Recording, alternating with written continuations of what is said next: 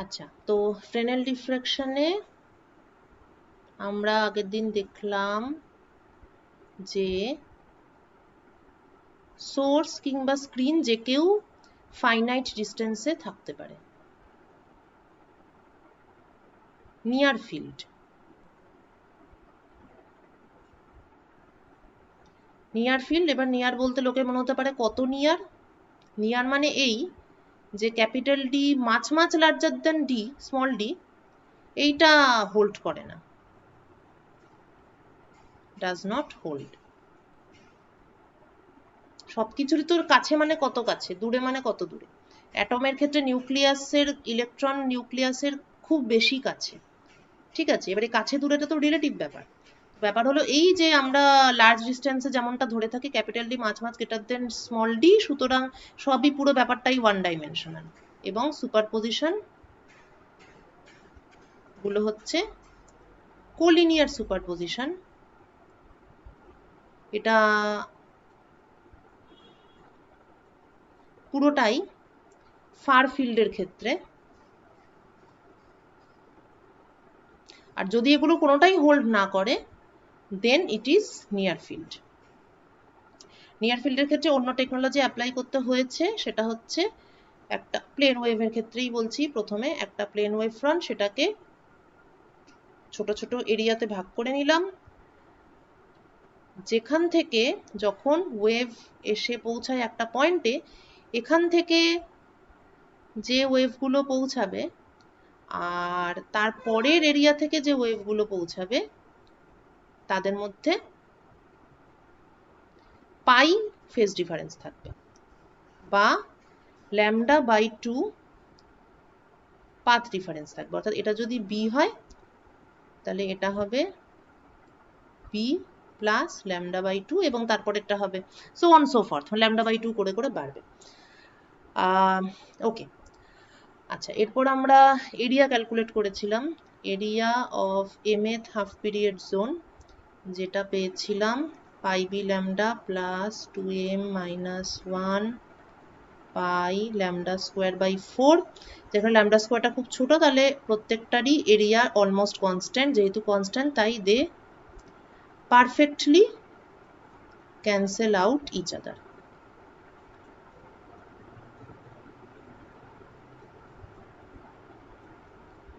এখানে একটা অলমোস্ট দিতে হবে। কেন অলমোস্ট দিতে হবে? কারণ এই যে অ্যামপ্লিটিউডটা যেটা পৌঁছাবে, ঠিক আছে, এখান থেকে এই ওয়েভ ফ্রন্ট থেকে পয়েন্ট বি তে যে অ্যামপ্লিটিউড গিয়ে পৌঁছাবে, সেটা তো মানে বেসিক্যালি সেটা কি, সেটা হচ্ছে যে ফার্স্ট হাফ পিরিয়ড জোন থেকে অ্যামপ্লিটিউড গেল, সেকেন্ড হাফ পিরিয়ড জোন থেকে অ্যামপ্লিটিউড গেল, থার্ড থেকে গেল, এরকম করে যেতে যেতে এমএথ পর্যন্ত হয়তো আছে, এমএথ হাফ পিরিয়ড জোন। তো এই যে এ এম, ঠিক আছে, অ্যাকর্ডিং টু ফ্রেনেল এই এম গুলো কার কার উপর ডিপেন্ড করে? What are the deciding factors?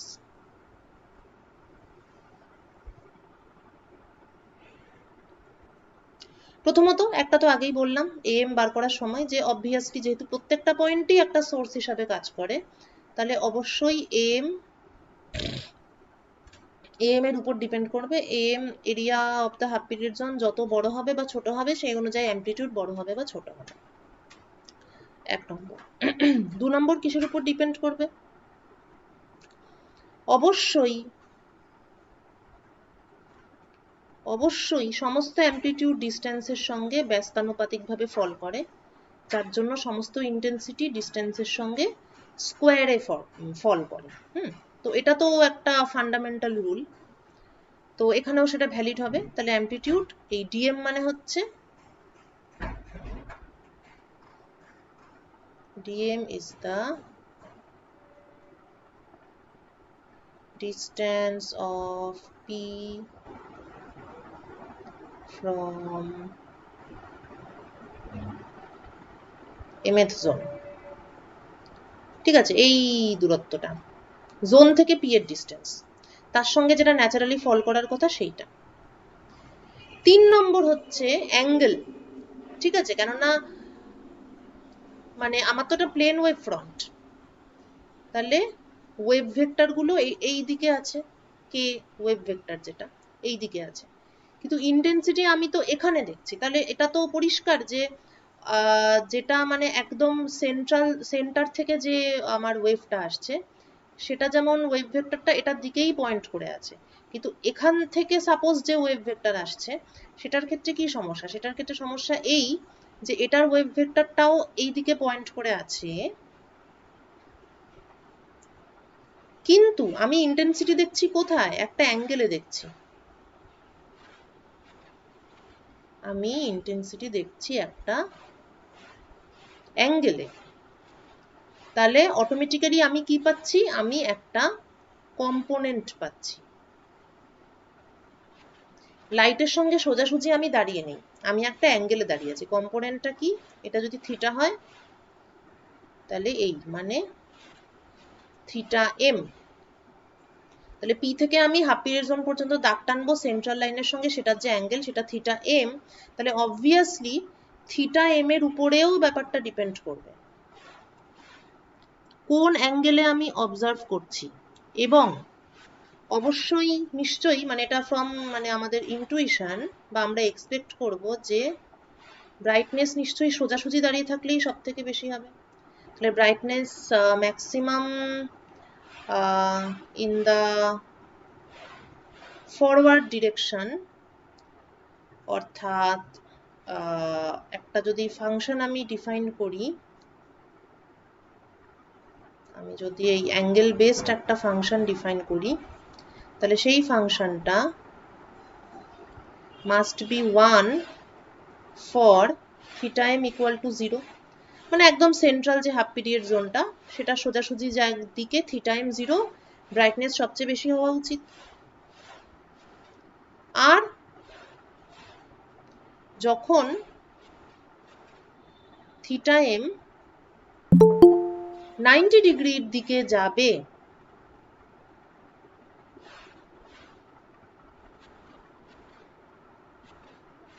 Paromita Paromita কি ভুল করে ঢুকে গেলি?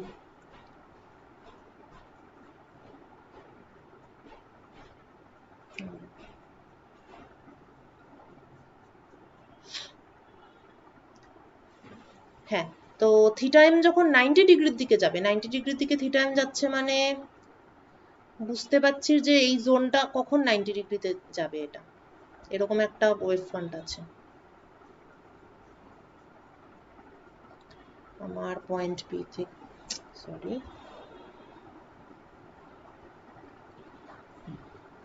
পয়েন্ট পি থেকে পারপেন্ডিকুলার ড্রপ করছি,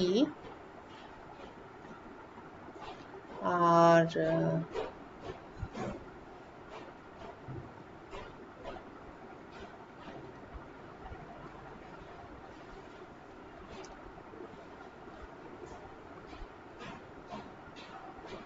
so this is my theta m। তো কখন এটা হবে 90 ডিগ্রি, তার মানে এটা উপরে উঠতে উঠতে উঠতে উঠতে একদম ইনফিনিটি, তাও 90 ডিগ্রি হওয়ার চান্স নেই, it will tend two 90 degree, ঠিক আছে, it will tend two 90 degree, কিন্তু সেটা তাও অনেক বেশি। তো সেক্ষেত্রে কম্পোনেন্টটা খুবই কম, তাহলে সেটা যখন একদম ইনফাইনাইট মানে ইনফাইনাইটলি লার্জ এবং অনেক দূরের কোনো হাফ পিরিয়ড জোন ধরছি, তাহলে সেখান থেকে আমি আলোটা খুবই কম পাচ্ছি ওই অ্যাঙ্গেলে, so obliquity factor is 0 for by tends to 0, actually tends to টাই বলা উচিত, equal to নয়,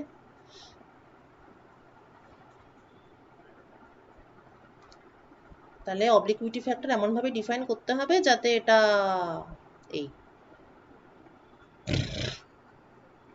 এই রকম হয়। তো বেসিক্যালি obliquity factorটা কিরকম ফাংশন বলতো, মানে ফাংশন হিসাবে এটা কি হবে, অবলিকুইটি ফ্যাক্টর এমন যেটা থিটা 0 তে 1 আর এটাতে 0, একটা কম্পোনেন্ট তো বল, এই ছবিটা দেখেই বল, অলমোস্ট বলেই দিয়েছি। বেসিক্যালি লাইট ওয়েভ যেটা সোজা যাচ্ছে তার একটা কম্পোনেন্ট বা তার একটা কম্পোনেন্ট এই পয়েন্ট পি তে এসে পৌঁছাচ্ছে, তাহলে f theta m is nothing but it's basically cos theta m. Component, simple ব্যাপার। 90 ডিগ্রিতে কম্পোনেন্ট প্রায় নেই, তাহলে অনেক দূরে যে হাফ পিরিয়ড জোন আছে তার থেকে আমরা কিন্তু তার যতই যাই ব্রাইটনেস থাক হোয়াট এভার ইট ইজ, কিন্তু আমরা কোনো লাইট পাবো না, কেননা কম্পোনেন্ট এই পি পয়েন্টের ডিরেকশনে কিছু আসছে না। So amplitude is proportional to f theta m. ঠিক আছে, তাহলে তিনটে জিনিস হলো, তাহলে এটাকে বলে অবলিকুইটি ফ্যাক্টর।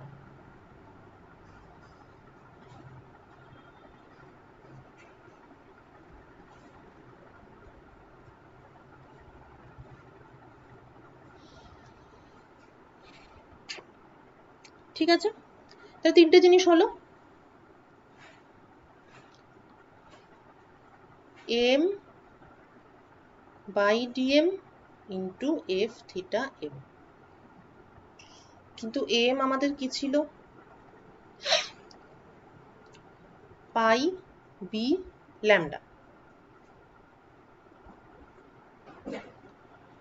আর ডিএম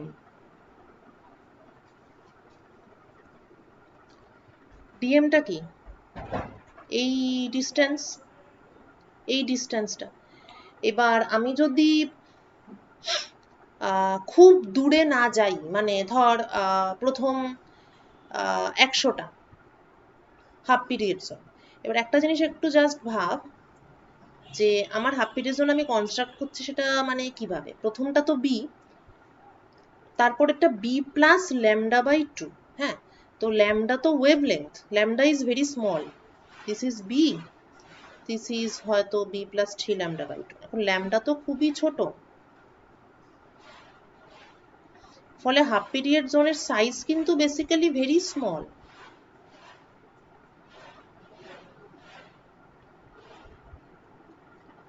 এমনিতেও সাইজ কত, এরিয়া হচ্ছে পাই বি ল্যামডা, তো ল্যামডা আছে মানে কতটা ছোট, ল্যামডার অর্ডারের, অবশ্য না এক্স্যাক্টলি ল্যামডা অর্ডার না, ভুল বলছি, বিটা তো একটা সার্টেন ধর মিটার বা সেন্টিমিটারেও যদি আমি রাখি, তাহলেও তো এমন কিছু ইমপ্রুভমেন্ট হচ্ছে না, ল্যামডা ঢুকে গেল মানেই বি দিয়ে আর কতটা মেকআপ হবে। তো বেসিক্যালি হাফ পিরিয়ড জোনের সাইজগুলো খুবই ছোট, ফলে practically we can consider, not exactly, সেটা হচ্ছে সমস্ত ডিএমই ইকুয়াল টু বি। মানে এতটাই ছোট জায়গার মধ্যে পুরো ঘটনাটা ঘটছে, মানে ফিজিক্যালি আমি হয়তো একটা নির্দিষ্ট সাইজের একটা ব্লক বা একটা অ্যাপারচার রাখছি, তার মধ্যে মানে প্রচুর প্রচুর প্রচুর প্রচুর হাফ পিরিয়ড জোন এমনি ওর মধ্যে ঢুকেই গেছে। এবার ওইটুকু রিজিয়নের মধ্যে যে এই দূরত্ব, সেটা মানে ওটা সকলেই অ্যাপ্রক্সিমেটলি বি এর সঙ্গে সমান। তাহলে যদি তাই হয়, তাহলে এম পাই বি ল্যামডা আর ডিএম গুলো অ্যাপ্রক্সিমেটলি বি, সুতরাং for all practical purposes am by dm is pi lambda, which is constant for আর কি তোর মানে monochromatic, এখন তো যা বলছি সব ল্যামডা ধরে মনোক্রোমাটিকই বলছি, for any monochromatic light source m by dm টা অলমোস্ট কনস্ট্যান্ট, সুতরাং হাফ পিরিয়ড জোন বরাবর উপরের দিকে উঠতে থাকলে যতটা যা পরিবর্তন হবে সেটা মূলত because of change in obliquity factor, কেননা বাকি পোর্শনটা মোর অর লেস কনস্ট্যান্ট।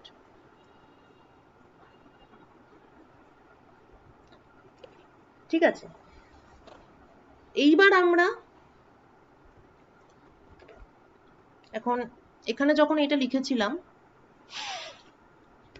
এইটা যখন লিখেছিলাম তখন তো আমরা সবগুলোকে পরপর পরপর প্লাস করেছি, অর্থাৎ এখানে আমরা ফেজটা ধরিনি, ঠিক আছে, অনলি ম্যাগনিটিউড ধরেছি।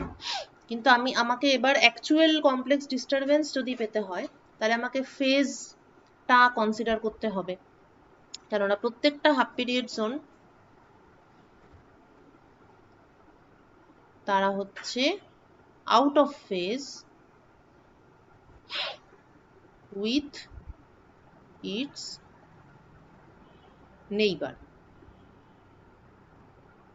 প্রত্যেকেরই মানে উইথ ইটস অ্যাডজাসেন্ট জোন আর কি, প্রত্যেকেরই লাগোয়া জোনের থেকে সেটা আউট অফ ফেজ। সুতরাং নিশ্চয়ই টোটাল যে ডিস্টারবেন্স সেটা নিশ্চয়ই এরম হওয়া উচিত A1 ফার্স্ট হাফ পিরিয়ড জোনের জন্য, তারপরেরটা নিশ্চয়ই -A2, তারপর +A3, -A4 ইত্যাদি চলতে চলতে mth হাফ পিরিয়ড জোনের জন্য -1 to the power m-1 am। কেন? কারণ এখানে 4 থাকলে সামনে মাইনাস হয়, 3 থাকলে প্লাস হয়। অড মানে অর্ডারটা যদি অড হয় তাহলে সাইনটা প্লাস হচ্ছে, আর অর্ডারটা ইভেন হলে সাইনটা হয়ে যাচ্ছে minus.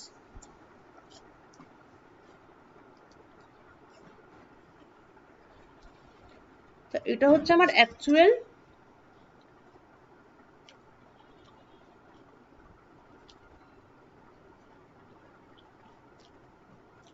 total disturbance at point P। এইবার একটা অদ্ভুত জিনিস বেরোবে এখান থেকে, তার জন্য অবশ্য এই ব্যাপারটা লাগবে। ঠিক আছে, আগে একটু করি, এটাকে আমরা একটু রিরাইট করব। A1 কে ভেঙে /2 প্লাস A3/2, মানে পজিটিভ যেগুলো আছে সেগুলোকে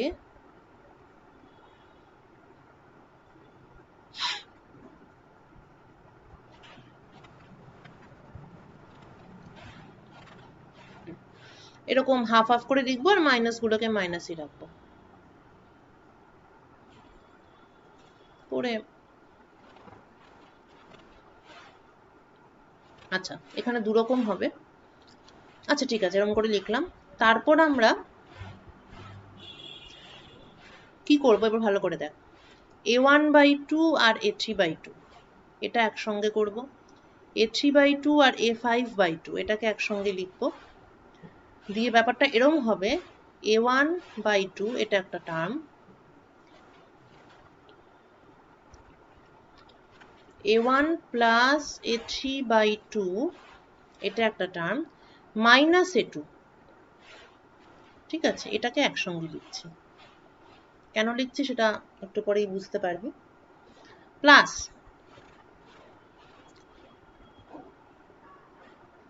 A3 plus A5/2 minus A4।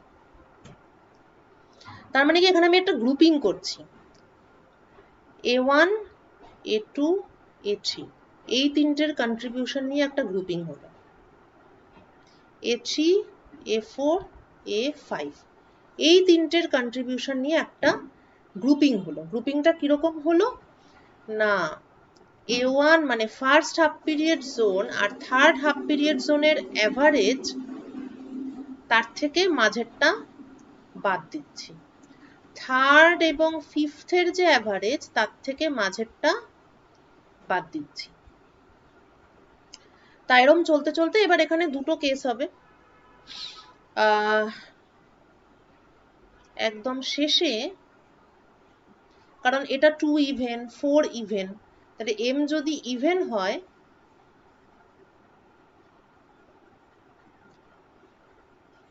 Sorry m যদি অড হয়, if m is odd, তাহলে একেবারে শেষে একটা জাস্ট am/2 এমনি পড়ে থাকবে, কেননা সবকটা অড গুলোকেই তো ভাঙা হয়েছে। যেমন মনে করে যদি 5 পর্যন্তই থাকতো তাহলে কি হতো, তাহলে A5/2 টা আলাদা থেকে যেত এক্সট্রা। আর যদি m ইভেন হয় তাহলে শেষের টার্মটাতে থাকবে am minus 1/2 minus am, মানে তার আগের যে অড একটা লুজ থাকবে পড়ে, আর একটা মাইনাস ইভেনের একটা মাইনাস, এই যে a4, যেমন এখানে যদি মাইনাস a6 থাকতো তাহলে শেষ পর্যন্ত a5/2 মাইনাস a6 এইটা পড়ে থাকতো। তাহলে এখানে দুটো কেস, তাই তো? ইভেন হলে একরকম, অড হলে একরকম। এইবার মজার ব্যাপার, হাফ পিরিয়ড জোনগুলোর ইন্টেন্সিটির ব্যাপারটা এই যে ওদের am/dm এটা ফিক্সড। কোনটা ম্যাটার করছে না? Theta M. থিটা এম এর জন্যই যা মানে ডিফারেন্ট হয় আর কি ব্যাপারটা। কিন্তু a1 a2 a3 এইটুকু, এই তিনটে হাফ পিরিয়ড জোনের মধ্যে থিটা এমটা অলমোস্ট সেম বলাই যায়। আবার 3 4 5 তাদের নিজেদের মধ্যেও থিটা এমটা অ্যাপ্রক্সিমেটলি একই, কারণ খুবই তো ছোট ছোট, ফলে এরা তো একদম কাছাকাছি। 3 4 5 একই হবে, 1 2 3 একই হবে। তার ফলে ফার্স্ট আর থার্ডের যে অ্যাভারেজ, মানে ফার্স্ট আর থার্ড হাফ পিরিয়ড জোনের থেকে যে ওয়েভলেট গুলো বেরোবে তাদের যে অ্যামপ্লিটিউড, মানে a1 a2 a3 m, এগুলো কি? m হচ্ছে total amplitude of the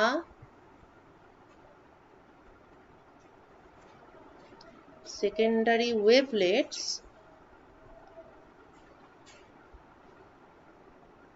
coming from mth half period zone। mth half period zone থেকে যে সেকেন্ডারি ওয়েভলেট বেরোবে, যত বেরোলো তার মোট অ্যামপ্লিটিউড, তো সেটা a1 আর a3 যে অ্যাভারেজ আর a2 মাইনাস a2, মানে নিশ্চয়ই এদের অ্যাভারেজ আর a2 এটা নিশ্চয়ই একই রকম, কারণ কিছুই তো আলাদা নেই, থিটা এমটাও তো সেম প্রায়, তাহলে একই রকম। So this two cancel out, this two cancel out, এরকম করে করে যতগুলো মাঝখানে টার্ম থাকবে সবাই ক্যান্সেল আউট হয়ে যাবে। কি পড়ে থাকবে? এটা এবং এটা যদি এম অড হয়, অথবা এই এবং এই যদি এম ইভেন হয়। So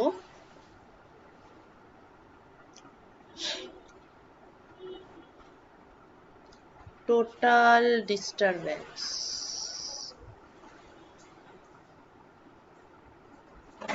at point P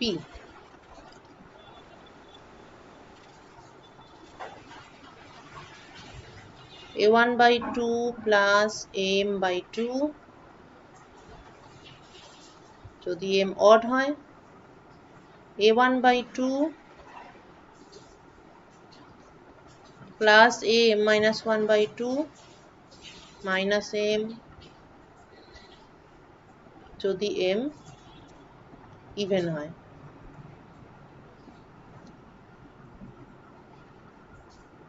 right? এইবার m যদি খুব লার্জ হয়, if m is very large, তাহলে theta m close to 90 degree এবং obliquity factor close to 0। অতএব এগুলো বেসিক্যালি নেগলিজিবল বা জিরো। তাহলে ফর ভেরি লার্জ এম, অর্থাৎ যদি total wave front is exposed, মানে সব হাফ পিরিয়ড জোনই এক্সপোজড আছে, এম ইজ ভেরি লার্জ, এটার একটাই মানে হয় পুরো ওয়েভ ফ্রন্টটাই দেখা যাচ্ছে, সব হাফ পিরিয়ড জোনই দেখতে পাচ্ছি আমি।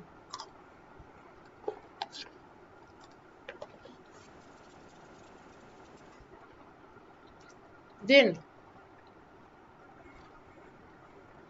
total disturbance is a1/2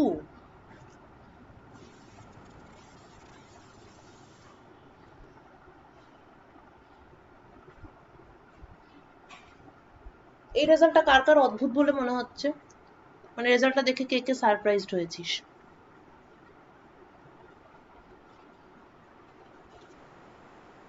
মেসেজে জানাতে পারিস।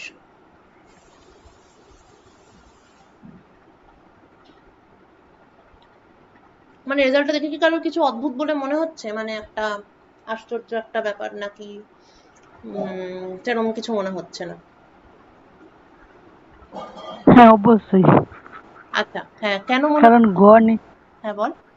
কারণ এম এর তো একটা মান আছে নাকি? এম এর একটা মান আছে, সেটা যদিও খুব ছোট, এ এমটা। ছোট হলেও তো গড় করলে একটা মান পাওয়া যাবে তো, হ্যাঁ, সেটা পাওয়া যাবে। কিন্তু এ ওয়ানের সঙ্গে সমান হবে এটা তো। এক্স্যাক্টলি তাই, একদমই তাই। মানে আরটা কি ছিল? ডিস্টারবেন্স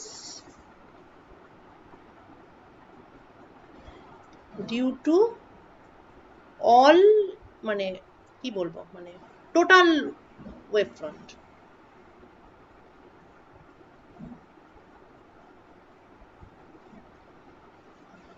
আর এ ওয়ানটা কি? Disturbance due to first half period zone. পুরো ওয়েভ ফ্রন্টটার জন্য টোটাল ইন্টেন্সিটি, আর এ ওয়ান হচ্ছে শুধুমাত্র ওই ছোট্ট একটা ফার্স্ট হাফ পিরিয়ড জোন, তার জন্য ইন্টেন্সিটি। ফার্স্ট হাফ পিরিয়ড জোনটা কত ছোট, কতটুকুনি ওটা, এটা আমার বি, তার থেকে জাস্ট একটু উপরে b plus lambda by two, এটা এইটুকু, এইটাকে এই সার্কেলটা জাস্ট এইটুকু আমার ফার্স্ট হাফ পিরিয়ড জোন। অথচ অথচ ফার্স্ট হাফ পিরিয়ড জোনের জন্য যে অ্যামপ্লিচিউড, সেটা টোটালটারও ডাবল, এক্স্যাক্টলি 2r। এবং ফার্স্ট হাফ পিরিয়ড জোনের জন্য যে ইন্টেন্সিটি হবে, সেটা হবে পুরো ওয়েভ ফ্রন্ট খোলা থাকলে যা থাকে তার 4 গুণ ইন্টেন্সিটি। পুরো ওয়েভ ফ্রন্ট খোলা থাকলে যা হবে তার 4 গুণ ইন্টেন্সিটি পাবো যদি শুধু ফার্স্ট হাফ পিরিয়ড জোনটাকে আমি খোলা রাখতে পারি। মানে ব্যাপারটা অনেকটা এরকম যে, মানে তুই একটা একটা আলোকিত ঘর, বা ঠিক আছে আলোকিত ঘর নয়, একটা লাইট সোর্স, কিছু একটা ডিসচার্জ টিউব, আর এখানে একটা পয়েন্ট, তুই লাইট সোর্সটাকে সামনেটা পর্দা দিয়ে ঢেকে দিলি, দেখলে এটা আরো ব্রাইট হয়ে জ্বলতে শুরু করলো। কি ব্যাপার? ও আচ্ছা, পর্দার মাঝখানে একটা ছোট্ট ফুটো আছে, ভেরি স্মল, এত ছোট যে তুই জানতিস না বা তুই দেখতেও পাস না, দেখতে পাওয়ার কথাও না তো। এত ছোট হলে first half period zone is not visible two naked I, খালি চোখে দেখা যাবে না। শুধুমাত্র ফার্স্ট হাফ পিরিয়ড জোন যদি এক্সপোজ থাকে, তাহলে পুরো লাইটটা যখন দেখা যাচ্ছিল তখন যা ইন্টেন্সিটি ছিল তার 4 গুণ ইন্টেন্সিটি হয়ে যাবে। তাহলে আসল কথাটা এই, মানে এখানে কি তাহলে এটা কি মানে হচ্ছে, মানে অরিজিনাল লাইটের ইন্টেন্সিটির 4 গুণ হয়ে গেল, মানে এখানে কি এনার্জি কনজারভেশনটা গন্ডগোল হচ্ছে, এরকম কোনো ব্যাপার? মানে কি করে কি হলো তাহলে এই ব্যাপারটা?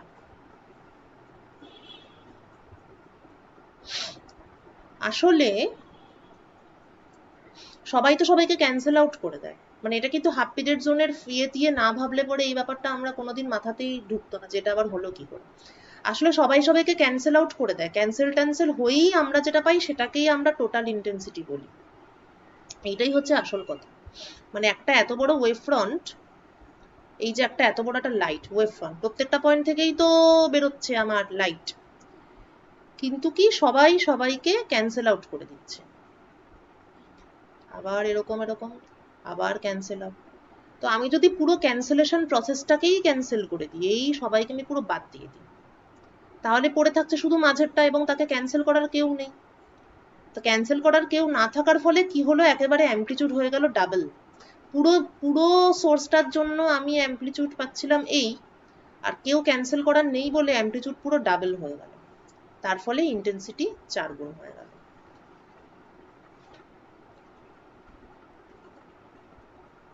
বোঝা গেল কিরকম একটা মানে ম্যাজিক্যাল? ক্যান্সেল আউট বলতে ম্যাম এখানটায় তো তাহলে ইভেন আর অডের উপর নির্ভর করবে, কারণ আহ, মাঝখানটা যে ক্যান্সেল আউট হবে না, এক্স্যাক্টলি, সেটা কি হবে? ঠিক বলেছিস, ইভেন আর অডের উপর ডিপেন্ড করবে। মাঝখানে যদি শুধু একটাই হাফ পিরিয়ড জোন থাকে তাহলে তো ক্যান্সেল হবে না, কিন্তু হ্যাঁ হ্যাঁ ওটাই, এটা তো শুধু ফার্স্ট হাফ পিরিয়ড জোনের জন্য, মানে এখানে এটাই প্রুভ করা হলো যে সব যদি ওপেন থাকে তাহলে তার যে ইন্টেন্সিটি, আর যদি শুধু first half period zone open থাকে তাহলে তার যে ইন্টেন্সিটিটা মানে অ্যামপ্লিটিউড, তাদের মধ্যে সম্পর্কটা হচ্ছে এইটা। তো তাই আমি বলছি যে এক্সপেরিমেন্ট করার সময় তুই যদি শুধু ফার্স্ট হাফ পিরিয়ড জোনটাকেই দেখাস তাহলে তুই প্রচন্ড বেশি ইন্টেন্সিটি পাবি, পুরো 4 গুণ। কিন্তু তুই যদি সেকেন্ড আর ফার্স্ট দুটোকে একসঙ্গে দেখাস তাহলে তুই 0 পাবি। বুঝেছিস? মানে তুই যদি আরেকটু এগিয়ে আসিস তাহলে তো হাফ পিরিয়ড জোন গুলো ছোট হবে একটু, তখন এইটুকু ফুটোর মধ্যে হয়তো দুটো হাফ পিরিয়ড জোন ঢুকে গেল, তখন তুই এখানটা ডার্কনেস পাবি। আবার আরেকটু এগিয়ে আসবি, আবার 3টে হবে, আবার ব্রাইটনেস পাবি। এইরকম ব্যাপারটা, ঠিক আছে? মানে অনেক রকম মজার মজার ব্যাপার আছে, কিন্তু হঠাৎ করে যদি সত্যি মানে একটা লাইট জ্বলছিল, সামনে একটা পর্দা রেখে দিলাম, দিয়ে দেখলাম 4 গুণ ব্রাইটনেস হয়ে গেল, হঠাৎ করে দেখলে তো অবাকই হয়ে যাবো যে এটা আবার কিরকম ব্যাপার। কিন্তু ব্যাপারটা হলো এই যে পুরো ওয়েভ ফ্রন্টটা যখন খোলা থাকে তখন তো অত বড় ওয়েভ ফ্রন্ট, ওয়েভলেট গুলো একে অন্যকে ক্যান্সেল আউট করছে। কিন্তু যদি ফুটোটা খুব ছোট হয়, শুধু ফার্স্ট হাফ পিরিয়ড জোন হয়, তাহলে তো কেউ কাউকে ক্যান্সেল করছে না, যেহেতু তার জন্য ইন্টেন্সিটি খুবই বেশি, বেশি তো বেশি একদম মানে 4 গুণ বেশি। এখান থেকে আমরা উই ক্যান মানে ইউজিং ফ্রেনেলস থিওরি, এগুলো আগের দিন একটু সংক্ষেপে বলছিলাম, বা তোরাই বলছিলি, আমি না, অনেক কিছুই ব্যাখ্যা করা যায়, যেমন প্রথমত আলোর সরলরৈখিক গতি, রেক্টিলিনিয়ার প্রপাগেশন,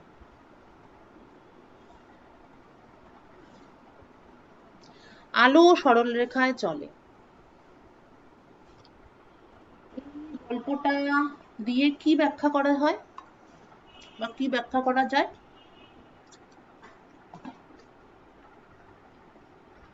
ফরমেশন, রশ্মি। হ্যাঁ রশ্মি, রশ্মির জন্য কি হয়, মানে কি দেখে মানুষ ভেবেছিল যে আলো সরলরেখায় চলে? নিশ্চয়ই এই ধর আলো, না এই ধর আলো, সামনে একটা লাঠি, তাহলে এখানে একটা পর্দা রাখলে কি হবে? আমরা দেখতে পেলাম, মানে লোকেরা দেখতে পেল যে পর্দার উপর লাঠির একটা ছায়া পড়েছে, এবং জিওমেট্রি করে ওরা দেখতে পারলো যে এরম যদি সোজা দাগ কাটা যায় তাহলে ক্যালকুলেশন করে ছায়ার যে দৈর্ঘ্য পাওয়া যাবে, আর রিয়েল লাইফে আমি ছায়ার যে দৈর্ঘ্য পাচ্ছি সেটা এক। যদি লোকে দেখতো ক্যালকুলেশন করে যা ছায়া পাচ্ছি আর রিয়েল লাইফে যে ছায়া পাচ্ছি সেটা ক্যালকুলেশনের থেকে ছোট, তাহলে তখন লোকে কি বলতো? আলো সরলরেখায় চলে না, আলো এরম এরম করে এসে ট্যাক করে বেঁকে যায়। মানে নিশ্চয়ই তাই বলতো, না হলে তো মিলছে না তো ব্যাপারটা। মানে আমরা তো কিছু একটা দেখি, তারপর আমরা কিছু একটা বলি, একটা গল্প বানাই, এটা করে এটা হচ্ছে। হুম, তাহলে আলোর সরলরৈখিক গতিটা এটা কেন লোকে ভেবেছিল? কেননা ওরা দেখলো যে ছায়া তৈরি হয়, ফরমেশন অফ শ্যাডো, আর ছায়া ব্যাখ্যা করতে গিয়েই এই ব্যাপারটা এলো আর কি। শ্যাডো সঙ্গে আমি মেনশন করি যে শার্প শ্যাডো, মানে একদম স্ট্রিক্টলি এতটা তো এতটাই, এর মধ্যে কোনো আলো টালো নেই, শার্প একদম মাথার গুলো।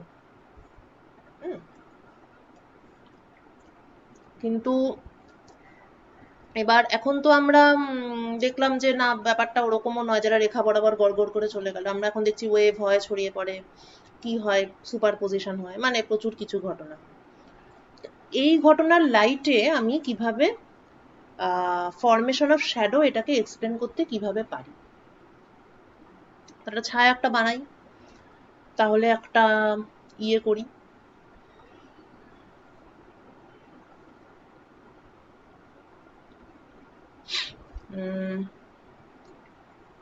ধরা যাক প্লেন ওয়েভ ফ্রন্ট, এবং তার সামনে আমি একটা ছোট ইয়ে রেখেছি, মানে আমি ছায়া ছায়া সৃষ্টি করার চেষ্টা করছি আর কি।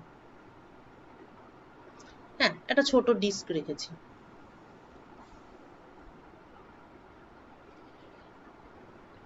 যদি এই ডিস্কটা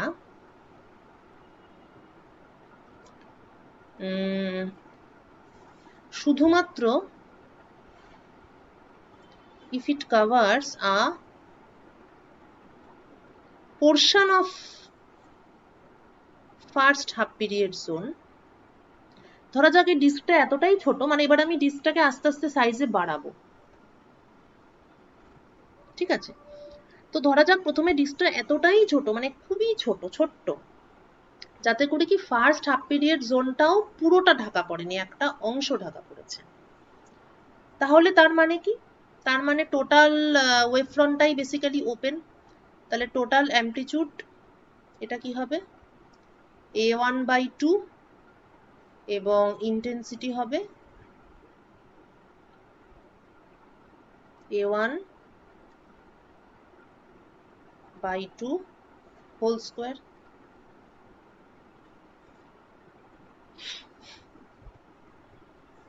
ঠিক আছে, মানে এখানে তো সেটাই হয়েছিল, মানে আর মানে কি? আর মানে হচ্ছে পুরো ওয়েভ ফ্রন্টের ধরুন টোটাল, মানে আর সবসময় টোটাল অ্যামপ্লিটিউড। ওকে, এবার first half period zone a1, তাহলে এবার a1টা পুরো ঢাকিনি, মানে a1 অ্যাক্টিভ আছে, বেসিক্যালি a1 ওপেন আছে, তাহলে r ইকুয়াল টু a1/2, ঠিকই আছে এটা। এবার আমি সাইজটা আরেকটু বাড়িয়ে দিলাম, কি হলো? It covers first half period zone completely, পুরো ঢেকে দিল।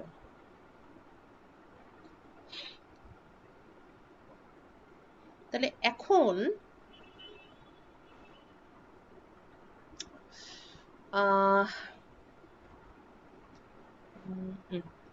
তাহলে এখন বেসিক্যালি এই যে ব্যাপারটা, তার মধ্যে এইটা অ্যাকচুয়ালি নেই এখন, তাই তো?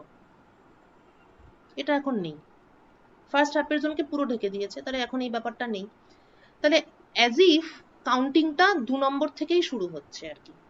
মানে আমি এখানে যে টোটাল যা করেছি, মানে ভাগ করেছি, যোগ করেছি, যা করেছি, সেই পুরো জিনিসটা আমি a1 থেকে শুরু না করে এখন a2 থেকে শুরু করব। তাহলে a2 থেকে শুরু করলে আমি কি পাবো? নিশ্চয়ই আমি a2 থেকে শুরু করলে পাবো, মানে এফেক্টিভলি যেন এখন সেকেন্ড হাফ পিরিয়ড জোনটাই ফার্স্ট হাফ পিরিয়ড জোনের রোল প্লে করছে, কারণ একটা তো ঢাকা, মানে মাঝখানটা তো ঢেকে দিয়েছি। তাহলে এবার যদি আমি এটার পর থেকে যদি গুনতে শুরু করি, বা পর থেকে যদি আমি জোনগুলো বানাতে শুরু করি, জোনগুলো তো আসলে আমরা বানাচ্ছি, মানে জোনটা তো আমাদের ইমাজিনেশন, ওটা তো বাস্তবে নেই। জোনগুলোকে আমি বানাচ্ছি কি না, ডিস্টেন্স, তারপর λ/2 করে করে বাড়াচ্ছি, বাড়িয়ে গেছি। তো প্রথমটা তো ঢেকে দিয়েছি, তাহলে ধরা যাক প্রথমটা আমি বাদ দিয়ে দিলাম, এবার পরেরটার থেকে আমি ব্যাপারটা শুরু করলাম। তাহলে আমার intensity due to total wave front নিশ্চয়ই a2/2 এইটা হওয়া উচিত, কারণ এখন এফেক্টিভলি সেকেন্ডটাই আমার ফার্স্ট, কারণ ফার্স্টটা নেই। তাহলে আগের ক্যালকুলেশনটাই রিপিট করলে আমি r ইকুয়াল টু a2/2 পাবো। তাহলে এখন আমার ইন্টেন্সিটি হবে a2/2 হোল স্কোয়ার। মানে এখন কিন্তু আগের ট্রিটমেন্ট থেকে সরে এসেছি, আগে আমরা একটা একটা করে খুলছিলাম, এখন আমরা একটা একটা করে ঢাকছি। এটাই এখানেই আগের দিনের ক্লাসটা শেষ হয়েছিল, যে আমি যদি একটা একটা করে খুলি তাহলে একরকম ভাবে ভাবতে হবে, আর আমি যদি একটা একটা করে কাভার করি তাহলে অন্যরকম ভাবে ভাবতে হবে। কারণ আমি যখন একটা একটা করে হাফ পিরিয়ড জোন ওপেন করছি তখন ভাবাটা একটু সিম্পল, কারণ একটা ওপেন করলাম a1, দুটো ওপেন করলাম a2, তিনটে ওপেন করলাম a3, এরকম। কিন্তু যখন আমি এটা হচ্ছে যখন আমি এক্সপোজ করছি, কিন্তু যখন আমি কাভার করছি তখন আমাকে অ্যাকচুয়ালি সবগুলোকে অ্যাড করতে হচ্ছে, ইত্যাদি। এবার একটা করে কাভার করব, একটা করে বাদ যাবে, একটা করে কাভার করব, একটা করে বাদ যাবে। তো দুটোর অ্যাপ্রোচটা দুরকম। যখন এক্সপোজ করবি তখন এইভাবে ভাবতে হবে, যখন কাভার করবি তখন এই এই ব্যাপারটাকে ইউজ করতে হবে। এই ব্যাপারটা কোথায় গেল? এই ব্যাপারটা। এবার এটার উপর বেস করে তোকে যে কোনো কোশ্চেনই করতে পারে, কিন্তু ওইটা অ্যাপ্রোচটা এরম হবে। এক্সপোজ করলে ওইভাবে আর কাভার করলে এইভাবে। সো তাহলে তো এই হলো। এবার আমি আরেকটু বড় করলাম এই এটাকে, যে ডিস্কটা সেটা আমি আরেকটু বড় করলাম, এমন আরেকটু বড় করলাম যার ফলে কাভার্স এবার সেকেন্ড হাফ পিরিয়ড জোনটাও ঢেকে গেল।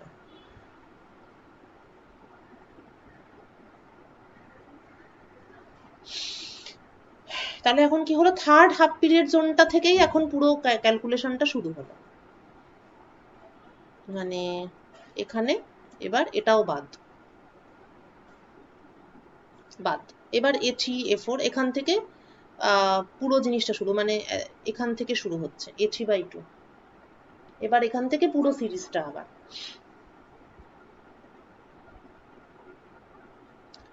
তাহলে এখন কি হবে, R equal to A3/2 intensity A3/2 whole square. তাহলে এরকম করে করে ব্যাপারটা চলতে থাকবে। ব্যাপার হলো একদম শুরুতে A1/2 হোল স্কোয়ার, তারপর সেটা হলো A2/2 হোল স্কোয়ার। A1 এর থেকে A2 একটু হলেও ছোট, কেন? Mainly because of the obliquity factor. Difference কিন্তু বেশিটাই হয় অবলিকুইটি ফ্যাক্টরের জন্য।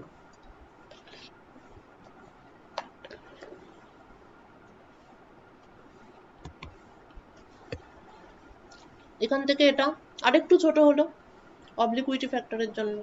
তাহলে যত আমার ডিস্কটা বড় হচ্ছে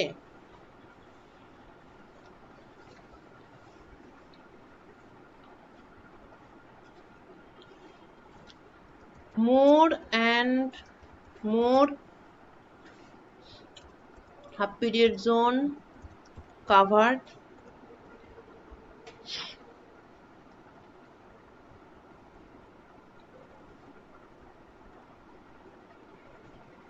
সুতরাং ততই ইন্টেন্সিটি গুলো A1/2 হোল স্কোয়ার থেকে বেড়ে বেড়ে বেড়ে বেড়ে এরকম একটা ব্যাপারের দিকে যাচ্ছে, ততই ইন্টেন্সিটি কমছে।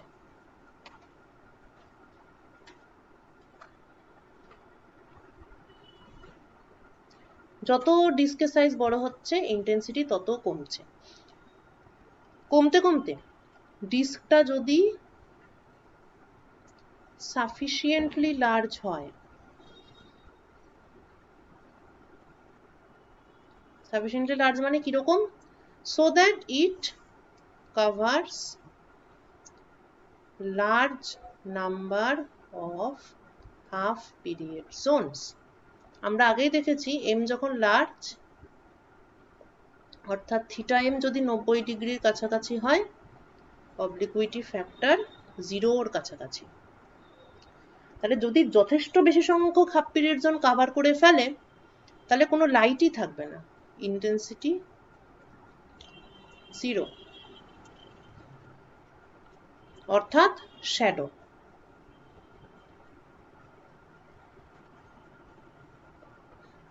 ঠিক আছে, এবার তোরা বলবি যে কিন্তু এটা তো এখন, মানে তাহলে আগে যখন এই ছিল, যখন খুব ছোট ডিস্ক ছিল, তখন তো শ্যাডো পাওয়া যাচ্ছিল না, তখন তো আলো পাওয়া যাচ্ছিল।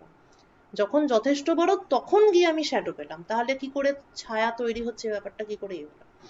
এই যে সাফিসিয়েন্টলি লার্জ, এইটা এবার ভাবতে হবে। আবার বলছি, first half period zone, second half period zone এগুলো সাইজে প্রচন্ড ছোট, খালি চোখে আমরা দেখতে পাই না। তাহলে স্বাভাবিক, মানে খালি চোখে আমরা, মানে আমাদের যেগুলো ডেইলি লাইফ অবজেক্ট সেগুলোরই তো আমরা ছায়া দেখি। আমি খালি চোখে যা দেখি ডেইলি লাইফ অবজেক্ট, তাদের ছায়া। ডেইলি লাইফ অবজেক্টের যে সাইজ সেটা যা, তাতে সেটা already it can cover large number of half period zone. এবং এটা তোরা একটা ক্যালকুলেটও করতে পারি, সেটা একটা ইন্টারেস্টিং জিনিস, এটা বাড়িতে করার জন্য আমি দিচ্ছি। এটা হচ্ছে ধর পেন্সিলের ছায়া পড়ে, ঠিক আছে?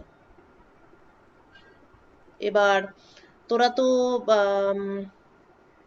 হাফ পিরিয়ড জোনের এরিয়া জানিস, শুধু এরিয়া দিয়ে হবে না,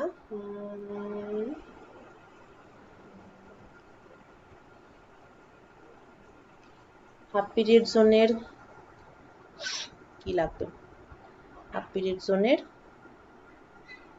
রেডিয়াসটা লাগবে, কারণ এরিয়া মানে তো অ্যানিউলার রিজিয়নের এরিয়া, এটা দিয়ে হবে না, হাফ পিরিয়ড জোনের রেডিয়াস লাগবে। ঠিক আছে, এমএথ, আচ্ছা রেডিয়াসটা বরং আমরা এখন একটু বার করি কারণ এটা পরেও কাজে লাগবে। So what is the radius of mth half period zone? For mth half period zone,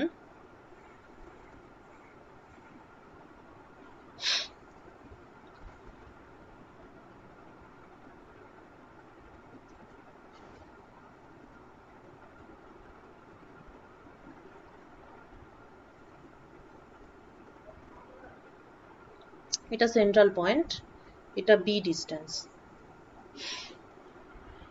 mth half period zone এর যে মাথা সেটা হচ্ছে b plus m lambda by 2, right.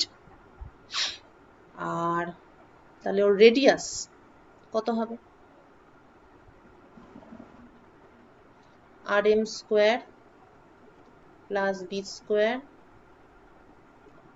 b plus m lambda by 2 whole square.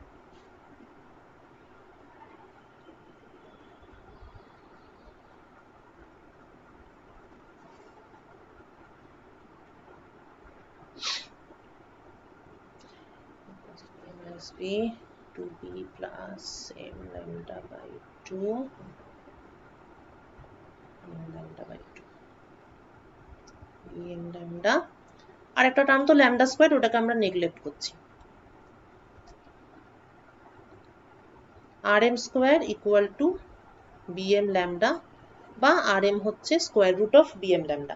তাহলে তোরা একটা visible লাইটের wavelength তোরা অ্যাভারেজ কিছু একটা নিয়ে নে, কারণ হোয়াইট লাইট মানে তো সবই থাকবে, 4000 থেকে 8000, তোরা 6000 অ্যাংস্ট্রম এরকম ল্যামডা নিয়ে তোরা পেন্সিলটাকে রাখবি একটা কোথাও, এবার দেওয়াল থেকে দূরে রাখবি, এবার দেওয়াল থেকে পেন্সিলের যে ডিস্টেন্স সেটা বি হবে। আর এখানে তোর সোর্স আছে, সোর্স যেখানেই থাক সেটা ম্যাটার করে না, সোর্স থেকে প্লেন ওয়েভ ফ্রন্ট পেন্সিলের উপর পড়ছে। তাহলে এবার এখানে যে হাফ পিরিয়ড জোনগুলো হবে সেগুলোর রেডিয়াসটা হবে square root of BM lambda.